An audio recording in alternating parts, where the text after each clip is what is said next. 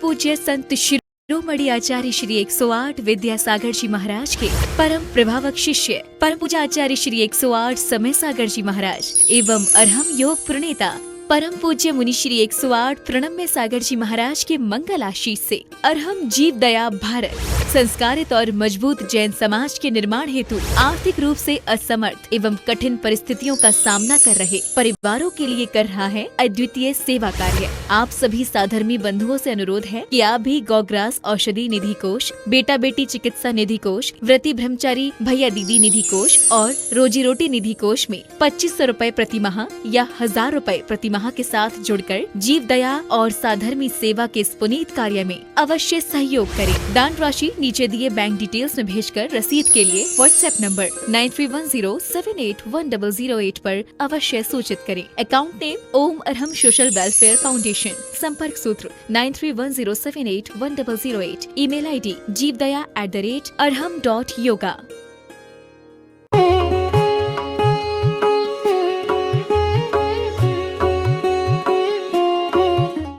एयपदेशो विअडु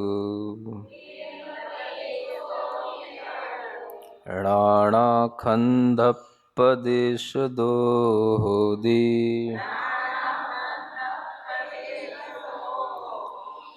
बहुदेशो उभयारा तीर्णयकाओ भड़न्ति सवंडो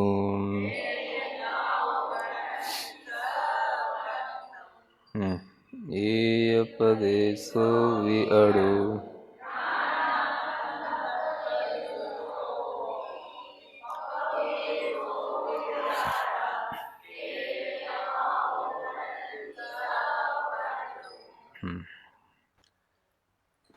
यह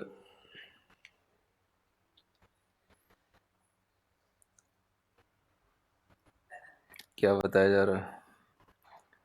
परमाणु के बारे में कुछ बताया जा रहा है। पहले गाथा का अर्थ समझते हैं, उसके बाद में उसका भावार्थ समझते हैं।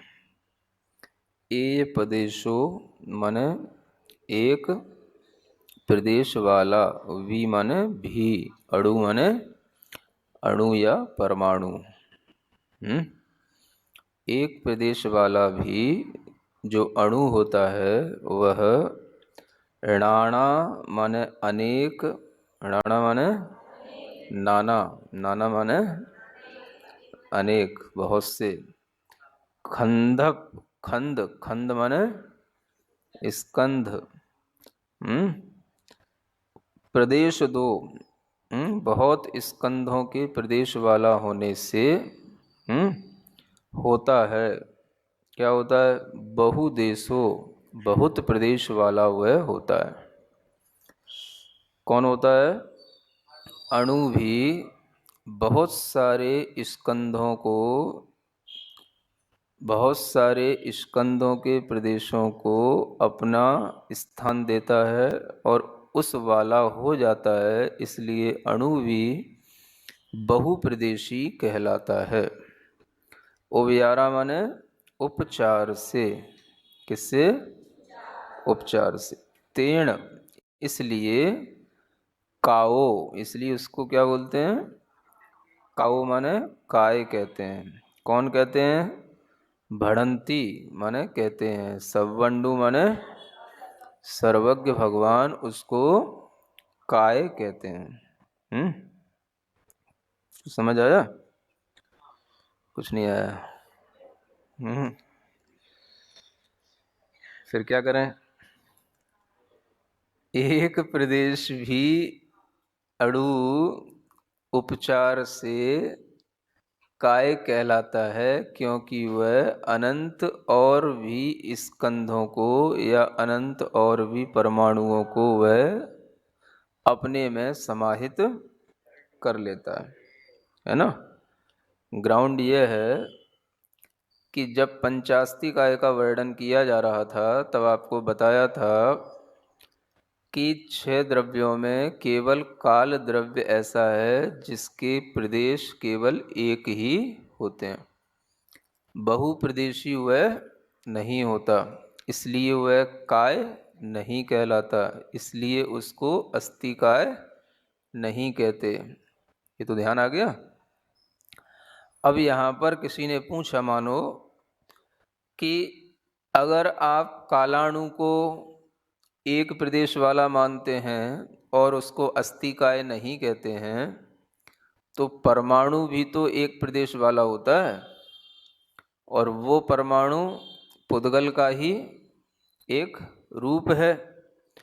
तो उस पुद्गल के परमाणु को आप अस्थिकाय कैसे कह सकोगे? समझ आया? जैसे कालाणु को अस्थिकाय नहीं कहा क्योंकि उसका एक प्रदेश है, अस्तित्व होते हुए भी उसको हमने अस्थिकाय नहीं कहा, ऐसे ही पुद्गल के भी परमाणु को आप अस्थिकाय कैसे कहोगे? समझ आया? तो उसके लिए यहाँ उत्तर दिया गया एक तरह से कि पुद्गल के उस अणु को एक प्रदेश वाला होने पर भी हम काय कह सकते हैं, लेकिन वो काय कैसे कह सकते हैं? उपचार से, है ना। उपचार का मतलब ये होता है कि जिसमें वैसा बनने की योग्यता हो, लेकिन अभी वो वैसा न हो, तो उसे वर्तमान में वैसा कहना जो आगे बनेगा उसे उपचार से वैसा कहा जाता है। ज़्यादा लंबी परिभाषा हो गई उपचार की। नहीं समझ आया? जैसे कि कोई राजा का पुत्र है, तो हम उसे क्या बोलते हैं? आइए राजा साहब। भावी राजा है, अभी राजा नहीं है, तो हम उस राजा के पुत्र को भी हम क्या बोल देते हैं? ये भी भाई राजा हैं, नहीं बोलना पड़ता? हाँ, ये भी राजा है।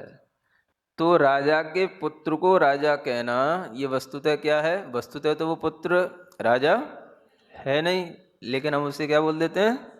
राजा, क्योंकि ये आगे राजा बनेगा या राजा बनने की क्षमता रखता है, राजा बनने की योग्यता इसमें है। समझ आ रहा है? अब एक वो राजा का पुत्र है, और एक कोई उसके ही पड़ोस में रहने वाला किसी सामान्य व्यक्ति का पुत्र है। क्या समझ आ रहा है? तो राजा किसको कहा जाएगा? राजा के ही पुत्र को राजा का। तो उपचार उसी में लगेगा जिसमें योग्यता होगी। क्या होगी? आगे कुछ बनने की, कुछ वैसा होने की, वैसा होने की। समझ आ गया? और सामान्य व्यक्ति, मान लो वो उससे ज़्यादा बहादुर है राजा के पुत्र से। क्या समझ आया? वो ज़्यादा बहादुर भी है, योग्य भी है, लेकिन फिर भी कोई उसको राजा नहीं कहेगा, क्योंकि उसमें अभी वो होने की योग्यता नहीं है। समझ आ गया? तो उपचार भी उसी में लगाया जाता है जिसमें कुछ होने की योग्यता होती है। आगे बात समझ में? तो एक तो होता है काल द्रव्य जिसे हम कहते हैं कालाणु, और एक होता है अणु परमाणु जिसे हम पुद्गल का छोटा सबसे सूक्ष्म कण कहते हैं। तो वो पुद्गल का कण है, वो पुद्गल द्रव्य का सबसे छोटा कण है, और वो काल द्रव्य का अपना द्रव्य है। तो पुद्गल के उस अणु में तो क्षमता है कि वो अपने अंदर अनेक स्कंधों को धारण कर सकता है। माने एक परमाणु में अनेक, वहीं से एक मिनट रुक, एक परमाणु में अनेक क्या रह सकते हैं? और भी अनंत परमाणु रह सकते हैं। समझ आ रहा है? माने एक परमाणु जितना स्थान घेरता है उसी स्थान पर कितने और भी अनेक अनंत परमाणु रह सकते हैं, है ना। इसलिए परमाणु को तो, अब इधर ध्यान दो, इसलिए परमाणु को उपचार से क्या कहा जाता है? बहुप्रदेशी, क्योंकि उस एक परमाणु में अनेक प्रदेशों को या अनेक परमाणुओं को धारण करने की क्षमता होती है। समझ आ गया? लेकिन जो कालाणु है वो कभी भी एक से अधिक कालाणुओं को अपने में या कोई दूसरे अणुओं को अपने में धारण नहीं कर सकता। वो हमेशा एक सिंगल एटम के रूप में एक ही द्रव्य रहेगा। समझ आ गया? इसलिए यहाँ कहा गया कि एक प्रदेश वाला अणु होकर के भी उसे हम काय उपचार से कह सकते हैं, क्योंकि आगे उसमें काय बनने की क्षमता है, योग्यता है। वो तो अणु काय बन जाएगा, लेकिन कालाणु कभी भी काय नहीं बनेगा। उसके प्रदेश एक हैं तो एक ही रहेंगे, वो कभी भी बहुप्रदेशी नहीं होगा। यही यहाँ पर समझाया गया। आ गया समझ में? ये किसने समझाया, किसने कहा? सर्वज्ञ देव ने। ठीक है, जब सर्वज्ञ देव समझा रहे थे, जब तो कह रहे थे कुछ समझ में नहीं आया। क्या कह रहे? हाँ, कुछ पूछ रहे हो? कोई क्या पूछ रहे? क्या? एक प्रदेशी को अप्रदेशी भी कहा जाता है ना? जैसे कोई एक संख्या में, है ना, अब मान लो आपके घर में गेहूं तो नहीं है, एक गेहूं का दाना रखा है, तो क्या कहा जाएगा? हाँ भाई गेहूं रखा है। तो वो होते हुए भी नहीं के बराबर, है ना? तो ऐसे ही आप कहोगे नहीं है तो है। अब है तो क्या है? तो अगर है तो भैया एक ही दाना समझ के रख लो। अब है भी है तो वो नहीं के बराबर ही है। समझ आ रहा है?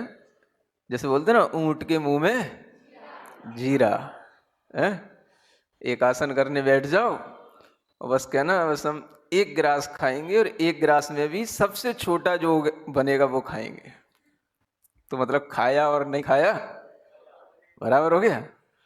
तो फिर भी कहा तो जाएगा आपने खाया तो है, कुछ तो खाया है, लेकिन वो कुछ भी नहीं खाया, ऐसा ही जैसा।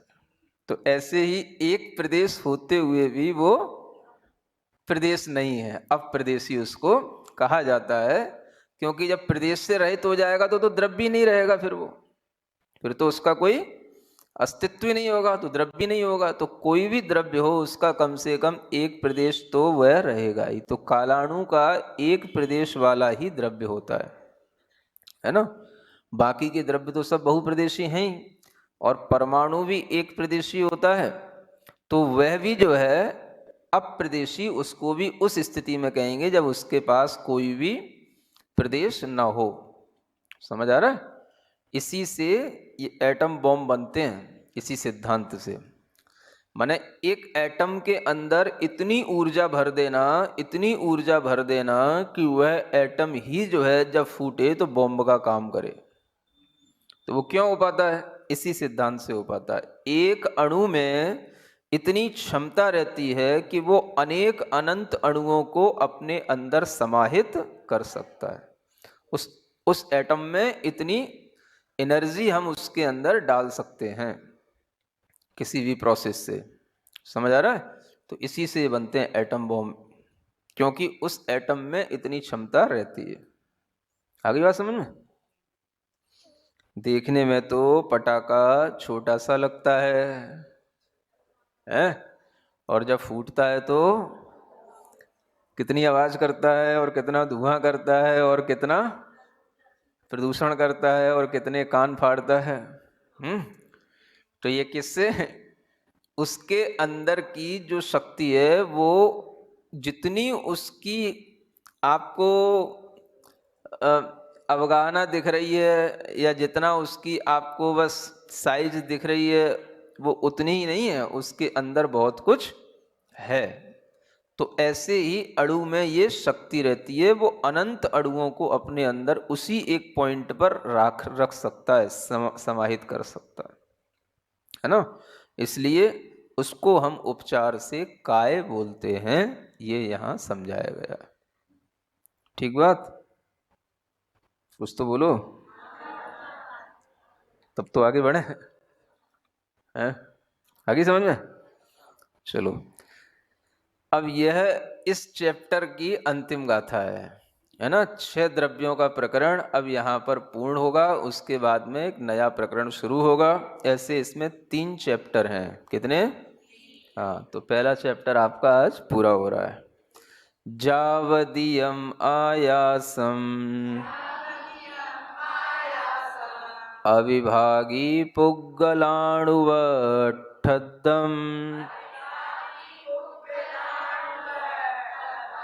तम खुपदे समजाणे सव्वाणुत्थान दाणरिहम।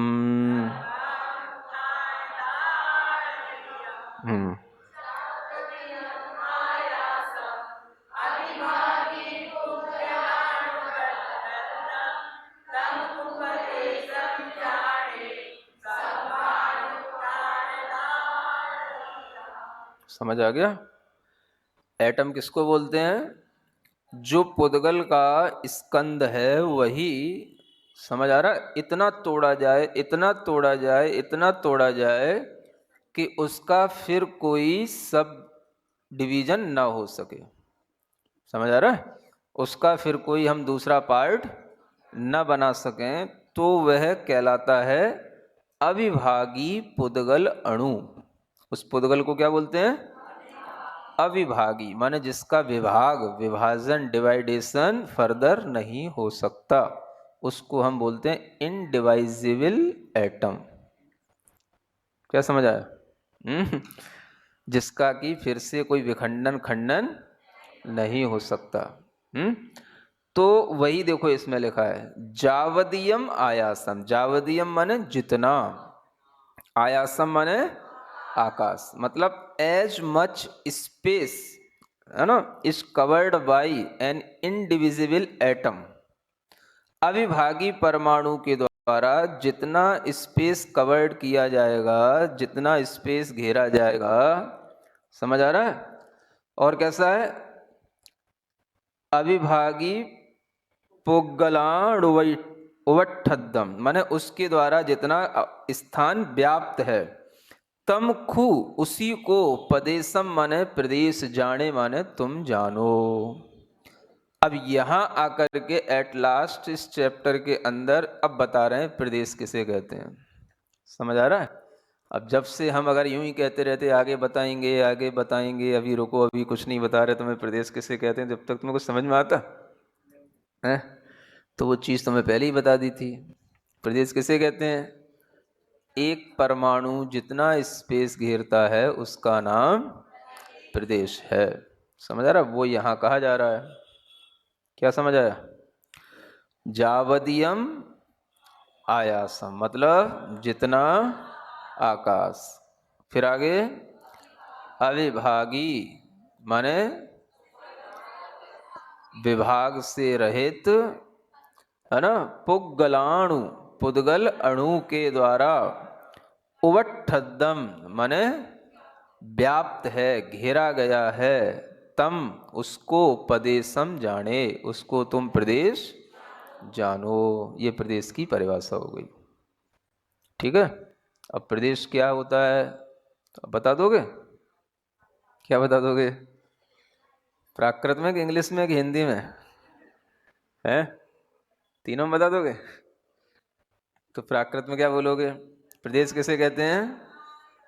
जावदीयम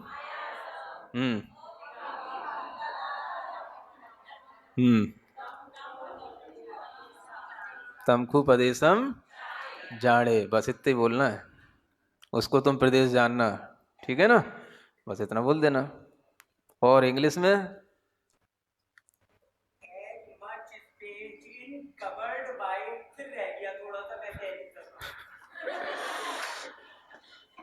कवर्ड बाई किसके द्वारा? बस इंडिविजुअल एटम के द्वारा जो कवर्ड हो गया स्पेस, दैट इज कॉल्ड प्रदेश। बस। ठीक है? और हिंदी में तो आता ही है, सुना ना? बच्चे सुनाएंगे, आगे वाले सुनाओ, बोलो तो।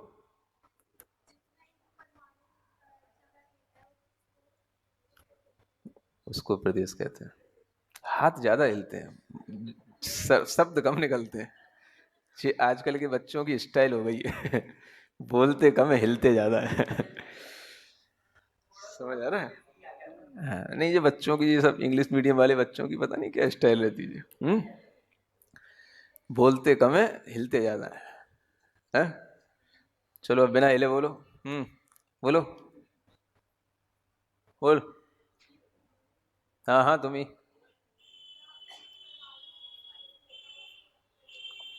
जितना एक परमाणु स्पेस घेरता है उसे प्रदेश कहते हैं, ठीक है ना। ये इंग्लिश भी अच्छी होती है। इंग्लिश जानते हो?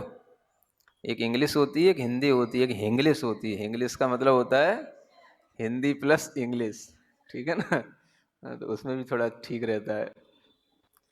तो इस तरह से यह प्रदेश की परिभाषा के साथ में 6 द्रव्यों का वर्णन पूर्ण हो जाता है।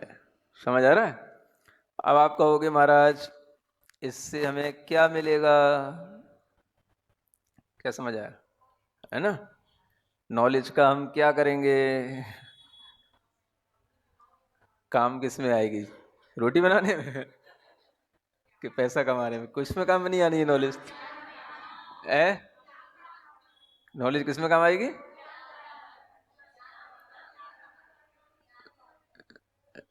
सही सही बताओ, नॉलेज किस में काम आएगी? ये नॉलेज किस काम में आने वाली? कुछ काम में नहीं आने वाली।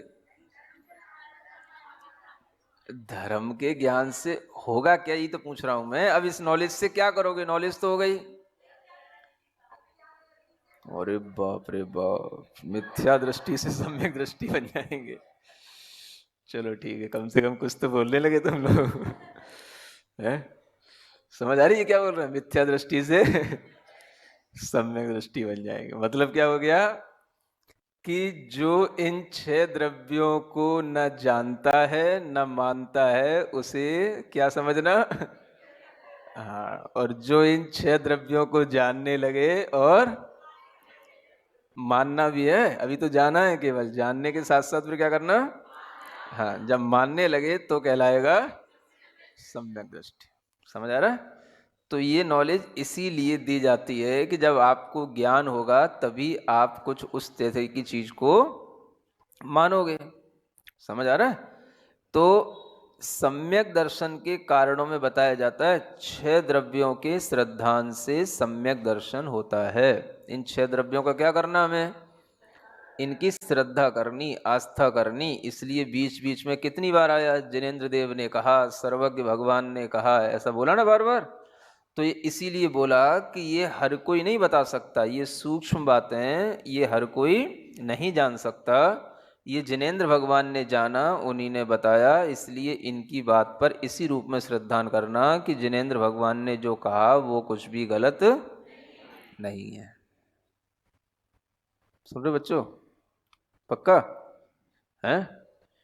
अब अगर कोई तुमसे कहे, है ना, कि हमने एटम को देख लिया, है ना, एटम हमने पकड़ लिया, एटम के अंदर और भी न्यूट्रॉन होते हैं, प्रोटॉन होते हैं, इलेक्ट्रॉन होते हैं, सब हमने देख लिए। तो फिर क्या बोलोगे कि जो तुमने एटम पकड़ लिया, वो देख लिया, वो एटम तो कभी भी, अब उसका तो कोई दूसरा पार्ट हो ही नहीं सकता। अब उस एटम का वो और भी माइक्रो एटम हो रहा है, नैनो एटम हो रहा है, मैनो एटम हो रहा है, सब उसके पार्ट बनाए जा रहे हो, तो एटम का एक रहा फिर वो। क्या समझ आया? है? जो लोग साइंस ही तो कर रही है? अब एटम का भी जो है ना, और भी उसका 1000वां पार्ट बना दिया, माइक्रो एटम, नैनो एटम, कौन कौन से एटम बना देते हैं। तो यहां तो क्या कहा जा रहा है कि एटम कौन सा है? जिसको कि हम फिर कुछ भी डिवाइड नहीं कर सकते। तो वो एक तो इनडिविजिबल भी है और इनविजिबल भी है। क्या समझ आया? हाँ, जो इनडिविजिबल होगा वो इनविजिबल भी होगा। तो इनविजिबल इन द सेंस कि ऐसा नहीं कि वो हमारी आंखों से नहीं दिखता, किसी भी माइक्रोस्कोप से भी उसको पकड़ा नहीं जा सकता, उसको बोलते हैं इनविजिबल। तो उसका कोई पार्ट नहीं हो सकता, मतलब जो एटम यहाँ बताया जा रहा है उसका कोई भी पार्ट नहीं हो सकता, और जो साइंस में हमें एटम बताया जाता है उसके पार्ट हो रहे हैं, तो इसका मतलब है कि वो एटम नहीं है, आप उसे एटम कह रहे हो। हमारी दृष्टि में तो वो अनेक एटम का एक पिंड है जिसे हम स्कंध कहते हैं, वो है। समझ आ रहा है? दो चीजें होती हैं, एक अणु और एक स्कंध। क्या बोलते हैं? स्कंध। पुद्गल के दो भेद, एक अणु रूप में और एक स्कंध को कहलाता है। तो अणु तो हो गया छोटा, वह पार्ट, और उन अनेक अणुओं से मिलकर के जो चीज बन जाती है, जो हमें देखने में आए, ग्रहण करने में आए, वो हो गया स्कंध। समझ आ रहा है? तो हमें जितना भी कुछ दिखाई पड़ रहा है वो अणु दिखाई पड़ रहे हैं कि स्कंध? सब कुछ क्या है? स्कंध है। समझ आ रहा है? पूरा शरीर भी अनेक अनंत परमाणुओं का क्या है? स्कंध है। समझ आ रहा है? जो सिर का एक बाल है, उस बाल का एक सबसे लास्ट पॉइंट भी क्या है? समझ आया? जिसको कि आप और ज्यादा न तोड़ सको, उसको एटम नहीं समझ लेना। क्या समझ आ रहा है? वो भी क्या है? स्कंध है ना? तो जो कुछ भी हमारे पकड़ में, ग्रहण करने में इंद्रियों के द्वारा आएगा, वो सब कुछ स्कंध होगा। अणुओं के मिलने से ये स्कंध बनते हैं, और स्कंधों के टूटने से अणु बनते हैं। समझ आ रहा है? दो प्रकार का एक प्रोसेस होता है ना, है? एक तो जुड़ना और एक बिखरना। समझ आ रहा है? और जो एक तरीके से इसी को तत्वार सूत्र में लिखा गया, भेदादणु, माने अणु जो बनते हैं भेद से बनते हैं। भेद माने उसको हम डिवाइड करते जाएं तो वह अणु का रूप ले लेता है। स्कंद को अगर हम जो है तोड़ते चले जाएं तो वह अणु बन जाता है। समझ आ रहा है? तो ये जो है फिजिक्स सारी की सारी तत्वार सूत्र में भी दी हुई है 5वें अध्याय में, और उसी का कुछ थोड़ा सा रूप यहाँ आपको देखने को मिल रहा है। अगली बात समझ में?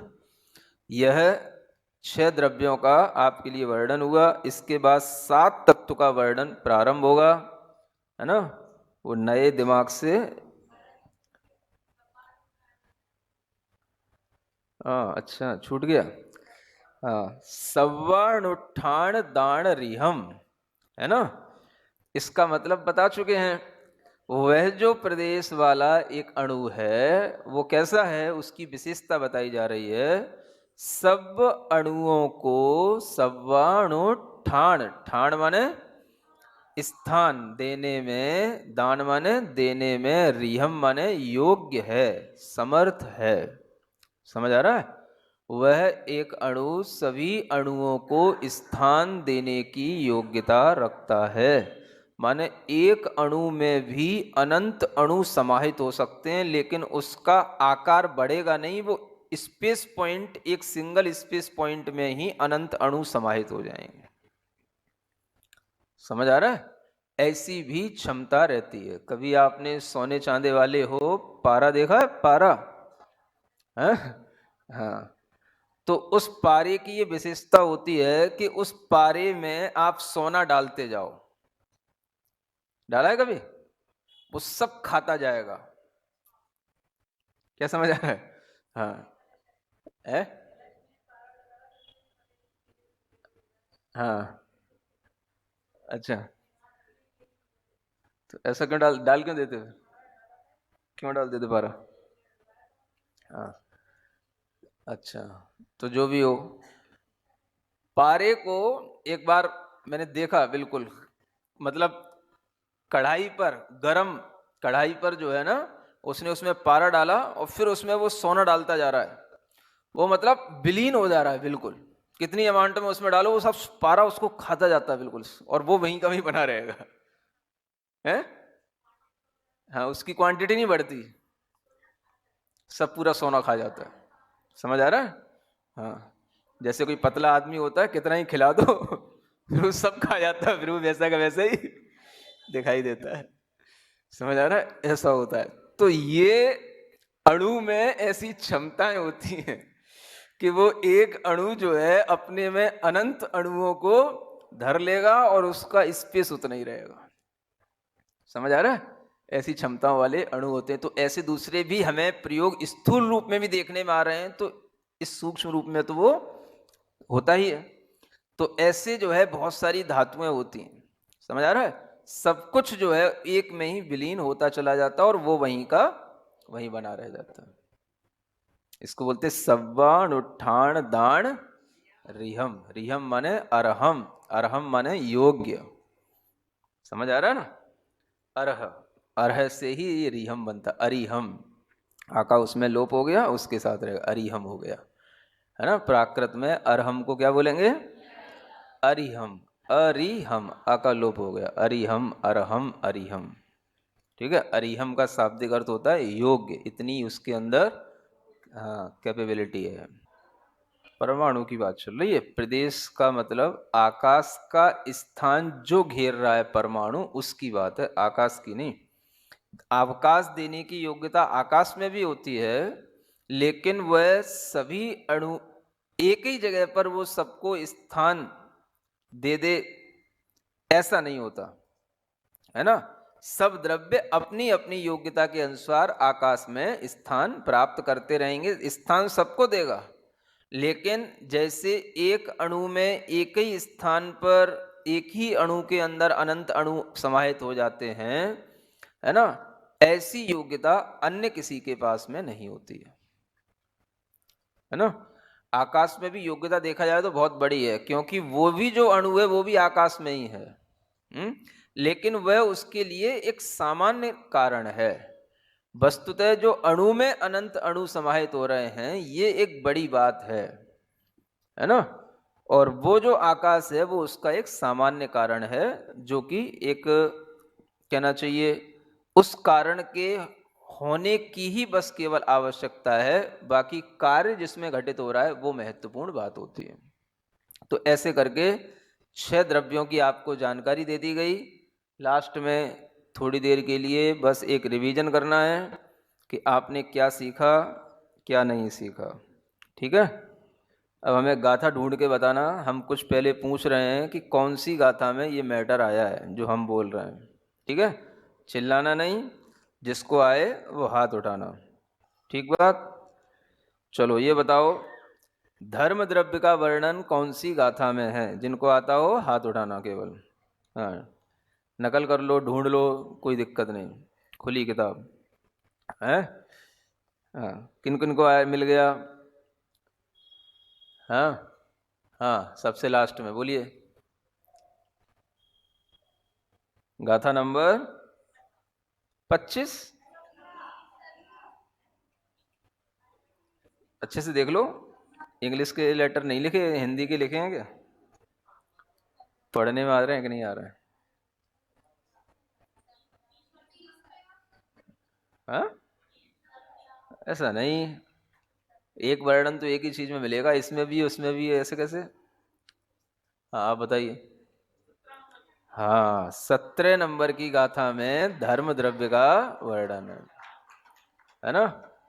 सब फेल हो तुम लोग हैं, अभी तो सरल सरल पूछ रहा हूं। अच्छा बताओ, पुद्गल द्रव्य की 10 पर्यायें कौन सी गाथा में कही गई हैं?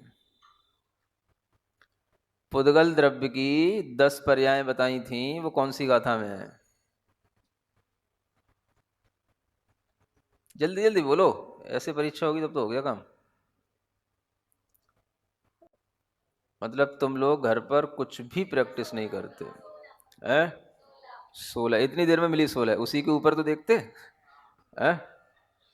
जीव द्रव्य का वर्णन कितनी गाथाओं में है? कितनी टोटल गाथाओं की संख्या बतानी। जीव द्रव्य का वर्णन कितनी गाथाओं में किया गया?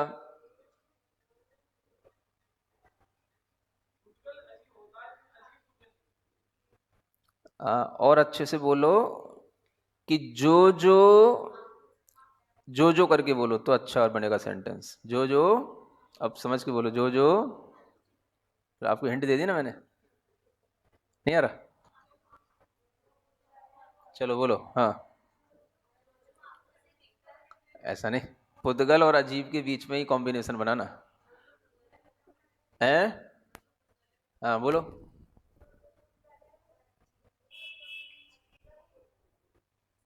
ये क्या मतलब हो गया? तो अजीब है, पुद्गल नहीं है। अच्छे से बोलो। जो जो पुद्गल होता है वह अजीब नहीं है। फिर क्या हो गया? वो अजीब होता है, और जो जो अजीब होता है वह पुद्गल ही नहीं होता है, और भी कुछ होता है। उसका मतलब ये है, पुद्गल ही नहीं होता है। उसकी लैंग्वेज क्या होनी चाहिए? ही नहीं होता है, ऐसा। जो जो पुद्गल होता है वह अजीब ही होता है, ऐसा करके बोलो। भी और ही लगाना। जो जो पुद्गल होता है वह अजीब ही होता है। लिख लिया करो, फिर बाद में अकल चलती नहीं तुम लोगों की, है ना।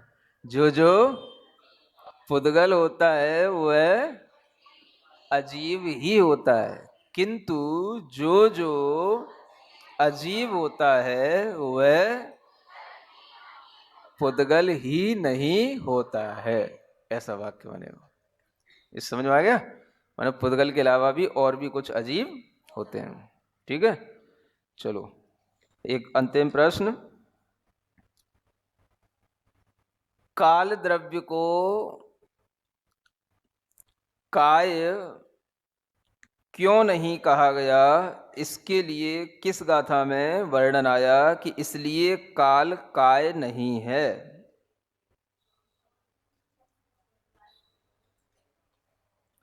इसलिए काल काय नहीं है, यही शब्द की क्या? इसलिए काल काय, हाँ कौन सा? 24।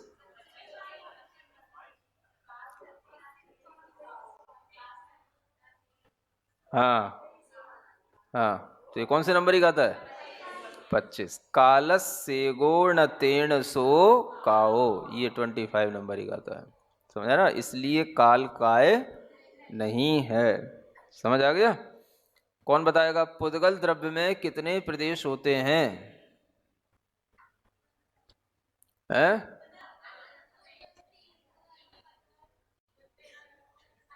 उसको समझाओ, बड़ी वाली दीदी को। पुद्गल द्रव्य में कितने प्रदेश होते हैं? 3। 3 प्रकार के प्रदेश होते, 3 नहीं होते हैं, 3 प्रकार के। कौन कौन से? संख्यात, असंख्यात और अनंत। इंग्लिश में ही बताया था। हम्म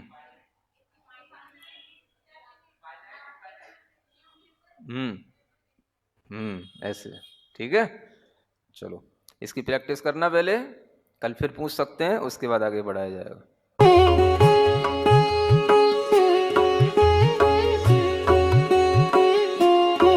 परम पूज्य संत शिरोमणि आचार्य श्री 108 विद्यासागर जी महाराज के परम प्रभावक शिष्य परम पूज्य आचार्य श्री 108 समय सागर जी महाराज एवं अरहम योग प्रणेता परम पूज्य मुनि श्री 108 प्रणम्य सागर जी महाराज के मंगल आशीष से अरहम जीव दया भारत संस्कारित और मजबूत जैन समाज के निर्माण हेतु आर्थिक रूप से असमर्थ एवं कठिन परिस्थितियों का सामना कर रहे परिवारों के लिए कर रहा है अद्वितीय सेवा कार्य। आप सभी साधर्मी बंधुओं से अनुरोध है कि आप भी गौग्रास औषधि निधि कोष, बेटा बेटी चिकित्सा निधि कोष, व्रती ब्रह्मचारी भैया दीदी निधि कोष और रोजी रोटी निधि कोष में 2500 रूपए प्रति माह या 1000 रूपए प्रति माह के साथ जुड़कर जीव दया और साधर्मी सेवा के इस पुनीत कार्य में अवश्य सहयोग करें। दान राशि नीचे दिए बैंक डिटेल्स में भेजकर रसीद के लिए व्हाट्सएप नंबर 9310781008 पर अवश्य सूचित करें। अकाउंट नेम ओम अरहम सोशल वेलफेयर फाउंडेशन। संपर्क सूत्र